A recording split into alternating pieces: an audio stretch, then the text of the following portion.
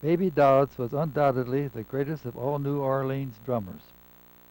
My brother, Bill Russell, first heard Baby's recordings in the 1920s and recorded him in the 1940s. He considered the only way that Baby's talents could be fully appreciated was to document them on film.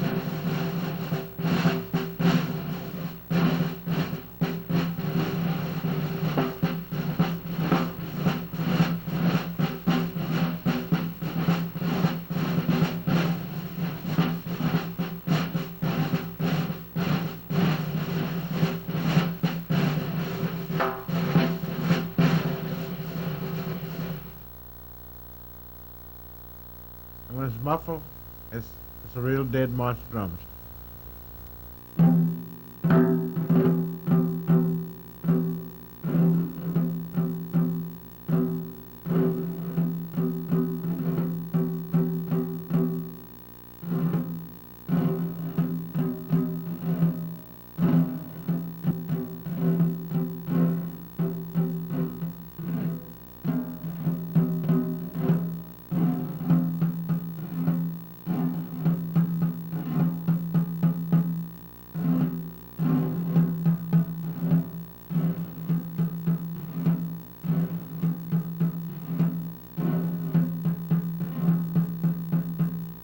I got a bargain on the snare drum I have, which I love very well.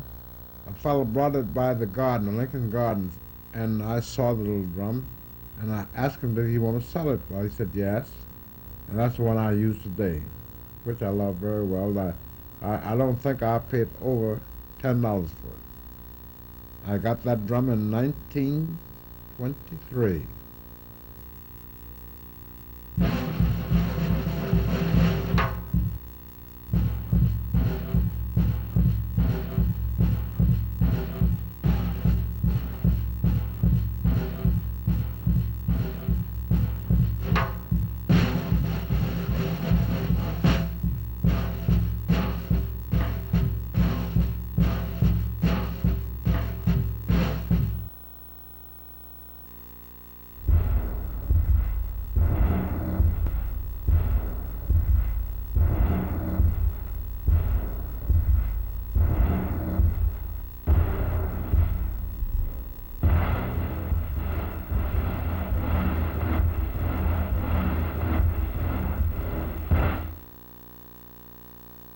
I think I picked up the nerve beat when I was playing with Lonnie Johnson, with guitar and drum.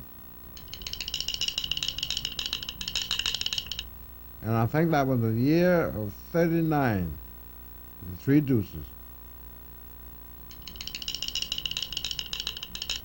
It was soft, spicy, I would say. Instead of beating on the shell for a guitar, I would do that. I was classed as one of the best timepieces of drummers that there were, because I wouldn't vary.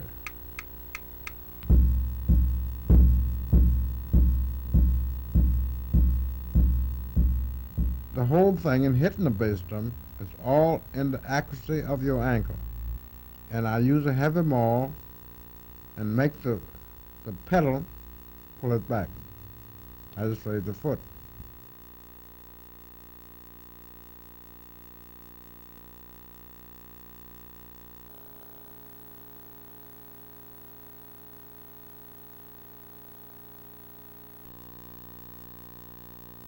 I got 2 zillion cymbals, and I love them both. Well, the tone is what I like about them. They kind of in a lower pitch. The big one, I've had that since 1919.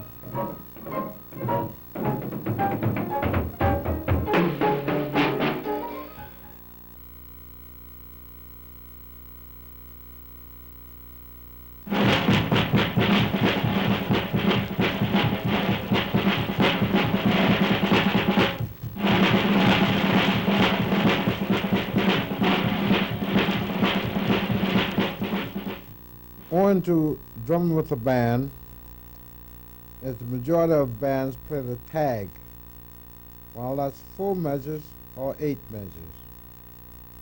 Well, I make a distinction in starting off, and I'm still playing the melody of the drum, of the number we're playing, and I make a distinctly complete stop in a way, and then the band knows where to pick up. But if you don't do that, well, if they're not counting, well, they lost. And you got to completely stay within the melody with counting, with so many counts you have to do, and then keep up with the melody so the melody comes out right. Now that's in those tags, or what they call them. And the same way with doing a solo. If you're going to do a drum solo, the band stops. They always will stop at the ending, the phrase or the ending, and you pick up there. But you mustn't pick up anywhere because it's no good that way. And you keep as near to the melody as possible with your solo. That means you got to count, you got to go with the number, you got to keep it in mind, you got to know when you're finished with 32 measures, and the band got to know. Well, now if they don't count it, they're not going to know. And you count it yourself. If you miscount, they won't know. So it's up to you to bring that part out thoroughly for a drummer to know. A drummer to know these things, he's got to know what he's playing, he's got to know the melody, he's got to know the bridge, he's got to know all parts of it. So the band won't come in on him, that he won't know and the band won't know. Well, that's wrong. To me, it's wrong. And a drum has melody in it the same as any other instrument. but you have to know the drums thoroughly to get the melody out of them. It isn't exactly a melody, but what you're playing, you hear the trumpeters get through with a melody, and they stop, and you go ahead with the drum solo. If it don't compete with this, what you did, well, it won't sound like anything. But with my solos, you can sing if you can keep up with the song when we just got through playing. You sound just like the melody. And that's similar to the way I did this Maryland, My Maryland. You got to keep up with the number. Same thing that I did with Dinah. Completely keep up with Dinah. But the phrases, I do that. So you can tell it's a phrase. And that's just the way I drum in order to make it sound like melody. But that's a little tedious work.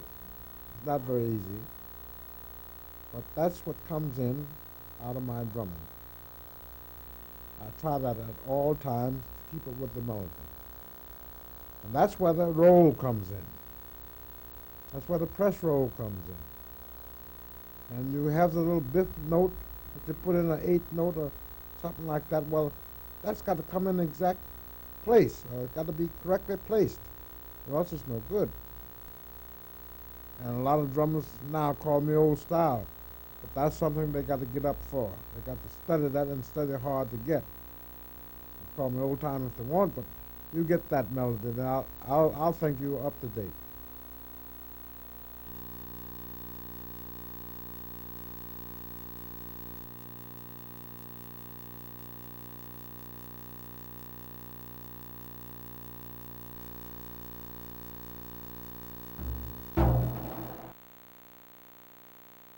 In February 1961, Bill Russell and Barry Martyn made the following film of Cy Frazier and Alfred Williams to further document the idiom.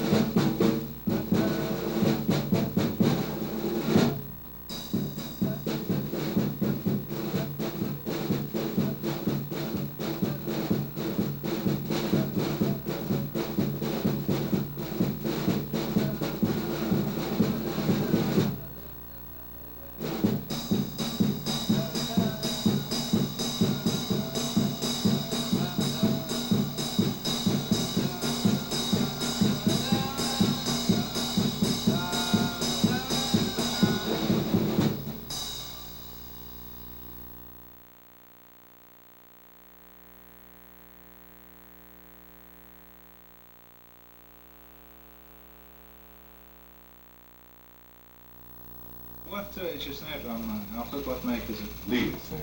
And the bass drum is Bass drum is the lead bass. How about the cymbal, zillions? Cymbals are zillion. Oh, yeah. What size is the snare? The snare drum 5 by 14. And the bass drum? 14 by 28.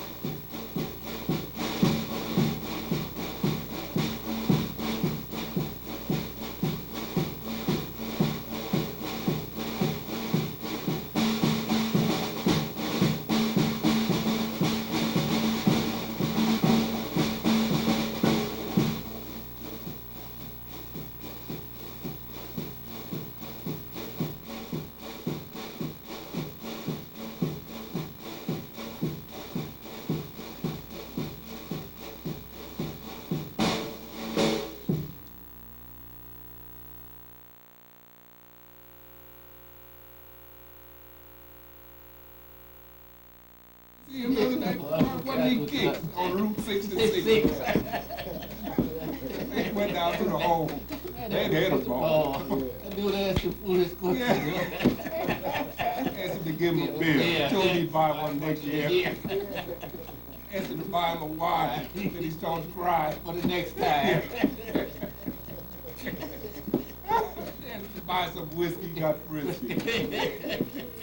Asked him about his gal. He said, man, I thought you was my pal.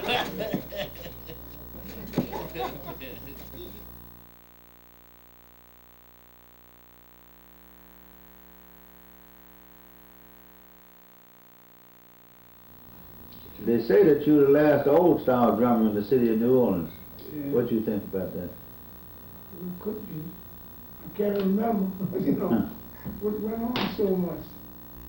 How old are you now? Be 83 now too. Well, you're one of the oldest musicians around the city still playing. Definitely the oldest drummer. Around the oldest. Me, I think me and Louis about the same age. But Louis don't be playing anymore. No. was he? But I mean, when you still play a joke song. Al told me a story. He told me he's 74. 40 hours older. 74. Sure, I didn't know You ought to be that. around my age. What kind of style of drumming did you play when you first? What kind of drum outfit did you have, Roger? You know, when you in that say for that band there. That was a young tuxedo band, right? Yeah. That's set right there. There's a cymbal attachment on the side. Oh, yeah. An overhead pedal. Oh, yeah. How was it? Those overhead pedals in those days. It would like come. It would come out here and Yeah, drop come down over like and so. drop down all the way to the ball. So the ball would be. The ball and the foot pedal was made out of wood, you know. Uh-huh. Yeah, it springs, you could adjust it like you want with the height of it. Yeah. The height will tell you if you're too strong, you know. Yeah. They had a little beat on the side. And while you're playing, you kick it off, you know. In other words, there would be a cymbal here where this muffler is at. Yeah. And the little beat would go and make ching, ching, ching, but not really that. You know. Who was your teacher? I went to a couple of lessons with Louis Conchon, the old man. Oh, the old man, yeah. George all them boys. I know Chinee went to him a lot. I remember Sai going to him, yeah. Yeah. Well, he told me about I wasn't here. But he would teach you on his drums, or you'd have to bring your drums in? Yeah, the pads made out of skin. Uh-huh. During that time, you could, you know, do your own with that cafe skin. Uh-huh. Make a pad, and you had it stuffed with cotton or whatever. And you go there and give you. What would he teach you? The rudiments, like, show you how to beat? The beat, you know, with the sticks. Yeah. Left.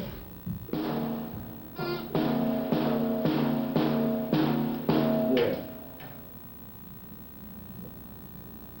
When you started to be playing around with bands, did you try to play like him, or did you? No, I just tried to play my own. I never tried to imitate nobody. Your own way. I play my own way. Yeah. Show us how you make a press roll.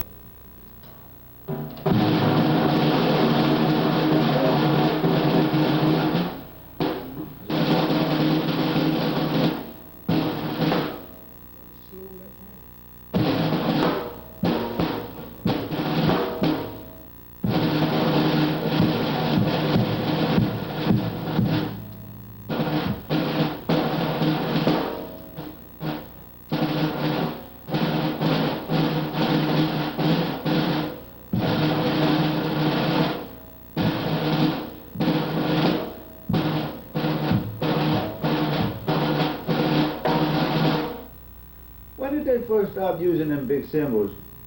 I mean, when you first started, you didn't have the big cymbals like that, huh? Big crash cymbal like that. The more Chinese crash cymbals, you mean? Yeah, that is up there. Oh. 18 inch. Oh, John. Yeah. And they ain't got they had them jingles on it like, Yeah. like Freddie Coleman got. Yeah. That thing was too noisy, man. Yeah. This was Charles. Long color. When you started playing, did you use this Chock Cymbal? Never had that. When was the first time you remember seeing a Chock Cymbal? That was way back. When did you first see them wire brushes come out? Ooh, man, that was years ago. That was different, man. I'm not sure.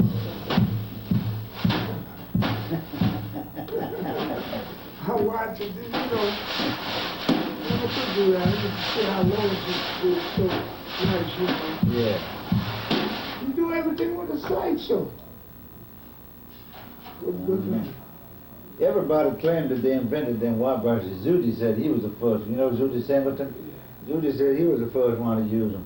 Yeah. Baby Dodds said he was the first one. Everybody said they were the first to use them. I didn't know him. I know Zudi. I know Happy, you know. You want to talk about Happy, Red Happy? Red Happy? I didn't know Black Red. Happy. I knew Black Happy. I didn't know Red Happy, but I knew. Red Happy was a tough drummer, man. He was play at the Lyric Theater. We used to go, me and Josiah, we used to go look at him play. And he used to kid Josiah all the time. He'd make all kind of things on his drums and pictures and things like that. He said, Sam could do that, your brother can do that. He used to kid Josiah. But we was going to sit in the front where the officer. My uncle used to play at the officer over there too.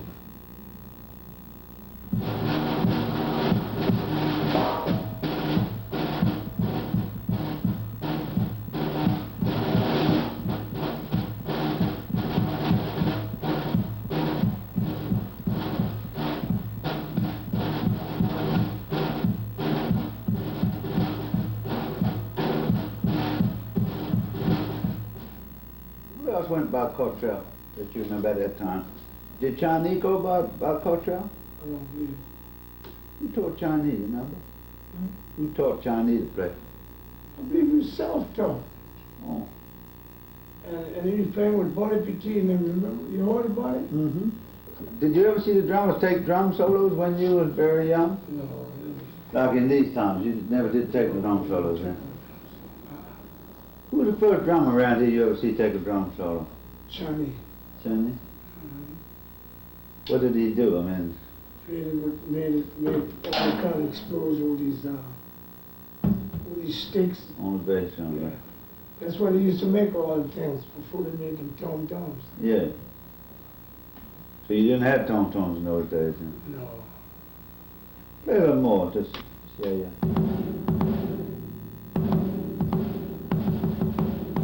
It used to be Alfred. Alfred. Alfred Williams. Yeah. Did you like the way he played? Oh man, he's crazy. He was a good drummer. Yeah. Why did you like him particularly? What did you like He about was him? like his actions, you know. Mm-hmm. In that band, you said it was a tuxedo band, huh? Original tuxedo. Ridgely was the leader. Original, yeah. The band Ridgely. Did Ridgely tell you what to play on the drums, or he just left you go? No, just let us go. He didn't have any particular beat he wanted, huh? I used to like the way I played, you know. Yeah. He just said, when Chinee would get drunk, I played 2-3 times in this place, you know. Say, I'm gonna keep that boy. But this was coming up, you know. Yeah. How old were you then? I was about 19, going on 20. Oh, yeah. Was Chinee older than you? Just about. Yeah. We're about the same age. Lois about the same age as me, too. Yeah. I don't remember too much about his brother Paul, but I knew him, though, you know. Well, he went away, didn't he? Yeah, he went away. I believe Chicago. about 1924, so he went away. You know Johnny Sincere? Mm-hmm. I played with him. Where did you play with him, around here? Yeah, he out here on the lakefront. Can you read music? No. Never did? I never did try to read, you know. I took a couple of lessons with country. Not Yeah. much to know that. Yeah, I know, like, I went to school to know IT is it and all that. Yeah. No. Did you ever get in a band where they gave you music and you couldn't play it, or you never joined them kind of band? No, I didn't. When you be playing in a band, you play plenty of snare drum rolls and things, where a lot of the drummers now, they just play the cymbals all the time. Yeah. I really play with the snare. Yeah, I like to hear that snare drum played too. You want to play a little more? See what we...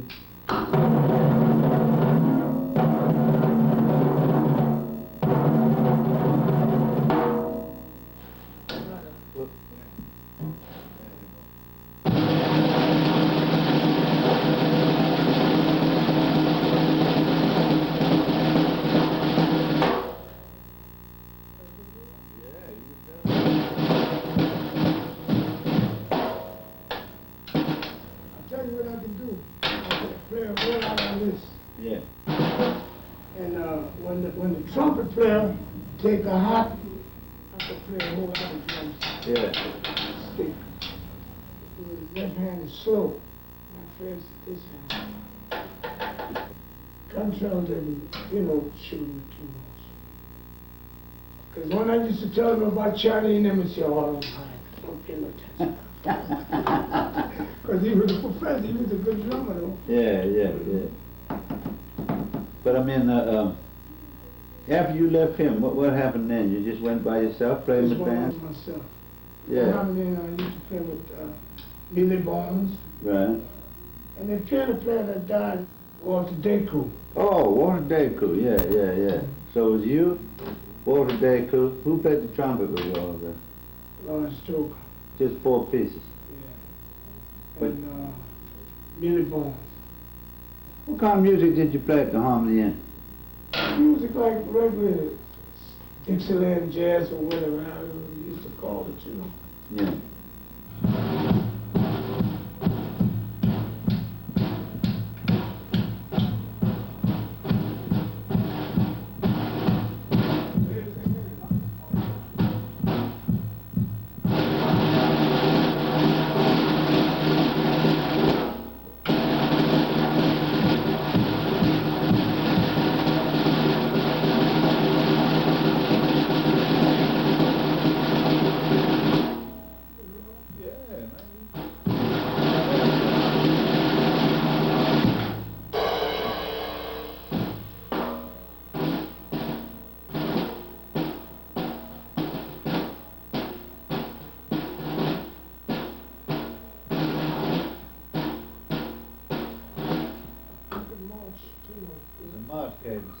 Yeah. Quick double time over there.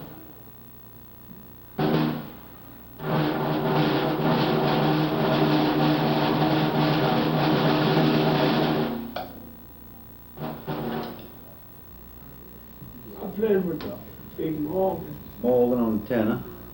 Yeah. Cymbal. And it's Eddie Johnson. Eddie Johnson, Albert Burbank. Okay, Him take and I that. come up together, Alfred. Albert Burbank? Yeah. Morgan Brothers, you play much with them? On Andrew here.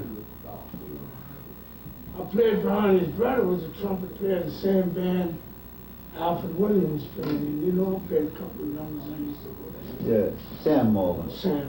Yeah. And he had a nice style. Boy, they had a time in that band like a clock.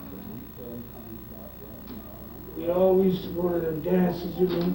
His band had the best time.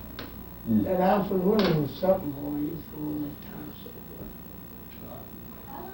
And he had a fella who used to play trombone called Yank. And Dolliole used to play the banjo. Yank used to play the trombone. And Joe Watson used to play the clarinet. All of Yeah, long gone. oh. Yeah, he's dead. And I never thought I'd be living, you know, to see all this going on now, what's going on now. I tell you the truth. Has New Orleans drumming changed much since you? The beat's still the same, huh? Almost, yeah. What about the whole of the music? The whole Dixieland music, has it changed much? No, right the same. Same. I know I don't change. No, I know you don't change. Ain't nothing for me to change, because I'm going to play the same style, and I don't try to imitate nobody, you know. It's good, I'm going to do what I have to do. Yeah. My own style.